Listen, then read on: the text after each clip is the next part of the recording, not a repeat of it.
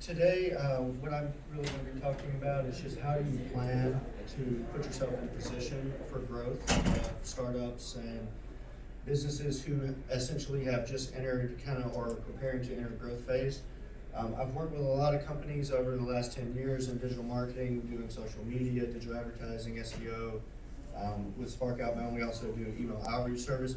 And what a lot of companies come to me and ask is typically either two things. They either come and they say, what should we be doing to prepare? Or two, they come with a specific thing and they say, this is the thing I know I need to be doing to grow. And so it's not always, probably the most feasible thing. And so there's just a kind of a few questions that you always want to make sure that you know the answer for, or you're preparing. You have a plan in preparation to address. And so starting off by knowing who your ideal customer or client is, so having a profile, whether that be companies, so you know which type of companies that you're going for specifically. You're looking for industries, you're looking for specific positions in industries. Maybe you're looking for companies that are a certain size of employees or certain revenue levels, but just having that defined. And it could be for certain companies could have multiple. You might have two completely different targets because you have two different segments of your product or service, but you should know who that is. And then ideally you would know who your contact level person is at those companies to engage. So are you looking for C-level, VPs, directors? Are you just looking generally for employees? Typically it's going to be somebody in the first three categories. And then once you have that in place, you need to focus on content first. This is general, and this is also cyclical. So once you go through this exercise, you may have to go through this exercise repeatedly. It may change. You may go through this one time and realize, we made an error on the ideal customer, and you might have to take a step back and redo this. Once you kind of get your basic content in place, then you need to start, in my opinion, looking, especially if you're in B2B, you need to start looking into sales efforts. How can we directly reach our prospects? Then once you have the content in place, you have some customers, you have messaging and an approach down that resonates, you can easily acquire customers. I recommend then moving into advertising. And lastly, once you know for sure your processes, then moving to automation. I know automation is a big buzzword now, but typically you want to be very certain before you start building out automation programs. So I do have a few kind of free tools or tools that I recommend throughout the program. This is the first one. And so how do you know what content to create? You want to do keyword research. And this is a free tool Uber suggests. It's put out by a person named Neil Patel. He's an SEO expert, digital ad expert.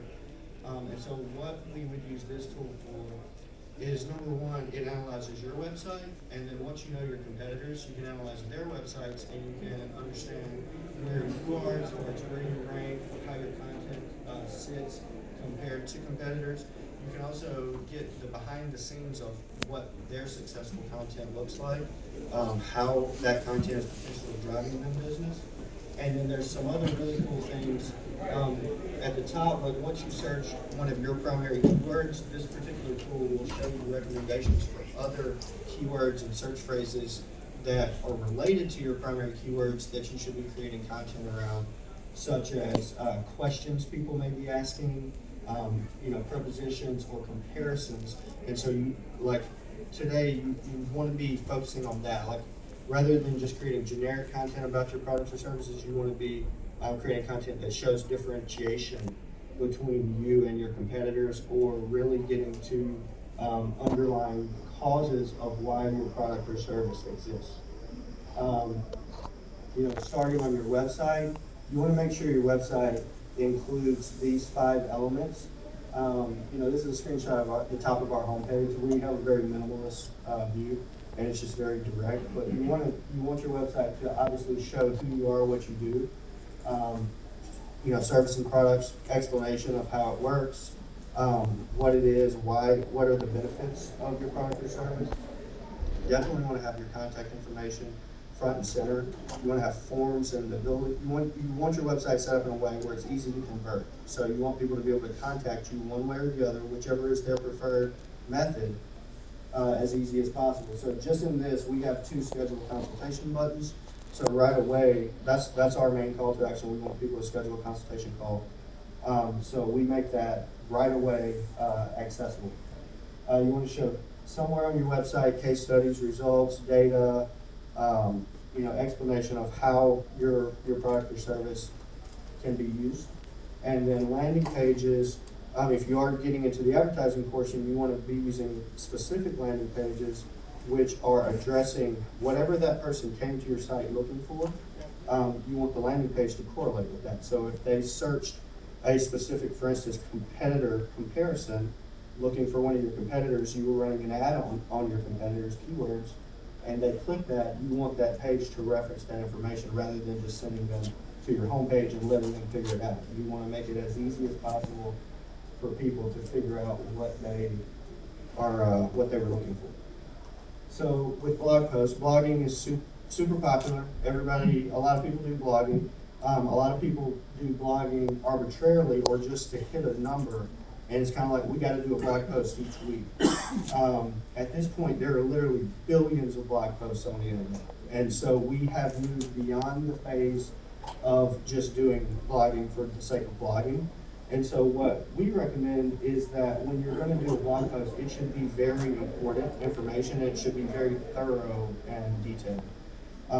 Mostly now we're saying, typically, and we hold to this typically, 1,000 words or more. And if you don't have that much to say about a topic, maybe it's not worth it, or maybe combine it with a couple of other topics and make it into a more of a broader piece of information. Definitely focusing on quality over quantity. Back to the keyword research, focusing on answering questions. People are starting to voice search more and more. And so just thinking about positioning content that would answer a question if somebody's asked the question to their phone. And so then that way you can theoretically become an option for that search. And you're definitely using blogging to demonstrate expertise now more than just creating content. Videos, it's really important right now. There's video on YouTube, Facebook, Instagram, everywhere is a huge part of the equation now. What we would say is you don't have to necessarily, so professional video is awesome and it can definitely sell products and services, but if you don't necessarily have it in your budget, there's ways that you can do, things. You can do YouTube Live just with your phone. You can do Facebook Live. You can just record videos and post them just with your phone. It doesn't have to be the highest quality, but you should integrate it in some way or another. For us, one of the biggest ways we integrate it is we do sales calls and client calls almost exclusively on video call. So even stuff like that where you're able to make that personal connection more. We're a service provider, so the relationship is important. So we make that personal connection through that. And then just as you're creating your main videos, just focus on your brand. Make sure that you're getting your brand through over and over. And so there's a couple tools that we use, or specifically in video we use. What it allows you to do is, like, if you record a video on your cell phone, you can take that video and just kind of upload it into InVideo's platform, and then you can quickly make that for a YouTube format, a Facebook format, and you can add subtitles, you can add blocks of text. So just as somebody's scrolling through their Instagram feed, they, without even having to literally listen to your video, they read what the video is about, and it can make them pause. And if it's interesting to them, they'll ingest the information. It does have a fee. Adobe Spark, I think, does some similar things, and it's they have a free version of that, so you can test that kind of stuff out. For social media is a huge part for a lot of businesses. For us, this is really how I would, for most businesses, recommend viewing social media in the beginning. Number one, you don't have to be on every platform. Just choose a couple platforms, focus on them, do something on those platforms. But really, social media today, unless you're going to advertise, is for validation, to prove you're legitimate, prove you're in business, to get that branding out to people who do engage with you. And then when you're looking at like Google My Business and review sites, those platforms allow for reviews.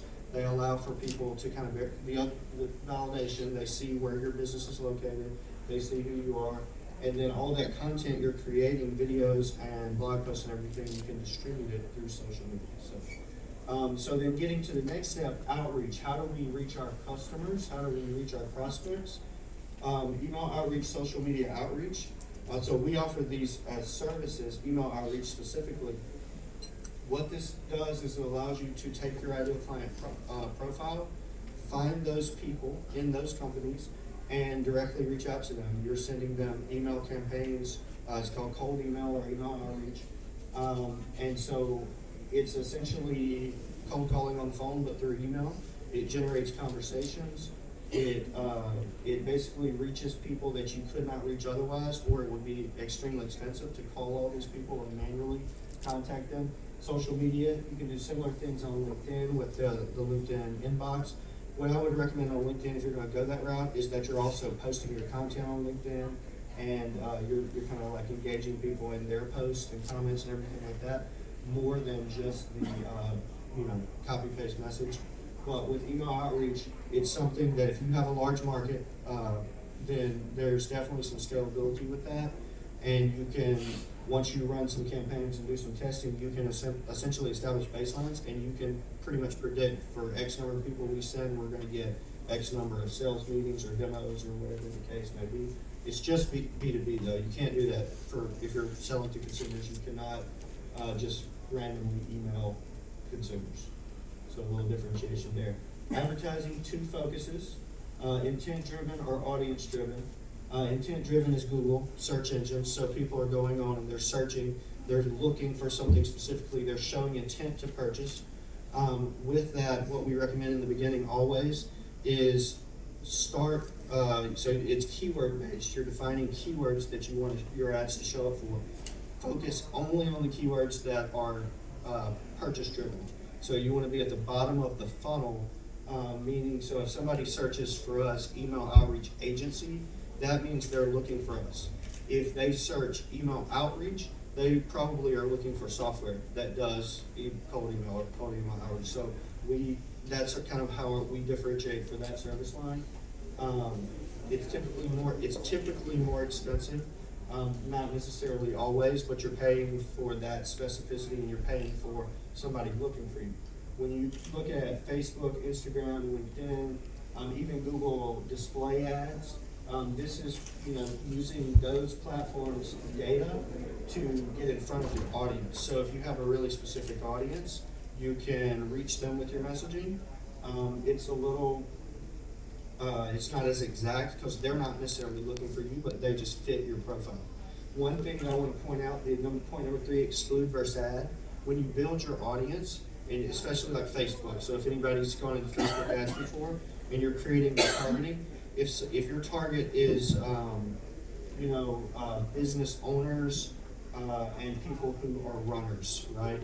So for whatever reason, you don't want to say I want to target business owners and then also runners. You want to target business owners and then exclude the audience of business owners to then people who are also runners. So you want the audience to get smaller, not larger. And the smaller and more specific the audience gets, a lot of our clients have 7 layers or 8 or 10 layers of exclusion. And so then the audience at the end is like 4,000 or 5,000 people. If we added those up, it would be millions of people. And so when you get that specificity, then the creative really speaks to those people more directly. And then automation. So it's a buzzword. A lot of people try to do this in the beginning and just build out these super complicated automation programs, and they're going to run their business from automation. Unless you've done that before successfully, it's very unlikely that that's going to work. And so basically these are 3 questions that we would always ask people when they come to us and say, can we automate something? Is the process definitively repetitive? So is it the same thing every time, or are there variables? If somebody does A, B, C, does it always result in D? Or is their answer on B different, change to now we have X as the outcome? If that's the case, then that becomes super complicated to replicate that. And without doing that a lot of times or having a lot of data to determine how often that happens, it's risky, and then you're going to lose people in that chain. Number two is automation should improve, the thought process is you should be using it to improve human interactions, not replace them. So everything you should be doing you should think it should make things easier for your prospects, not just make it easier for you so you don't have to do anything. It should make it easier for you on the back end because these things have happened automatically before you get involved, but it should be making it better for your prospect as well. And then finally, do I understand the implications? So essentially what that means is, have you done this process enough that you know for sure the answer to number one? And then do you know when you set up the automation that it definitively will not run into any issues where an unforeseen happens and now you've broken something and you've lost the contact, or you have a bad impression with the contact. So I don't even know how much time I took on that, but I think that's the end, and so I will be happy to answer any questions.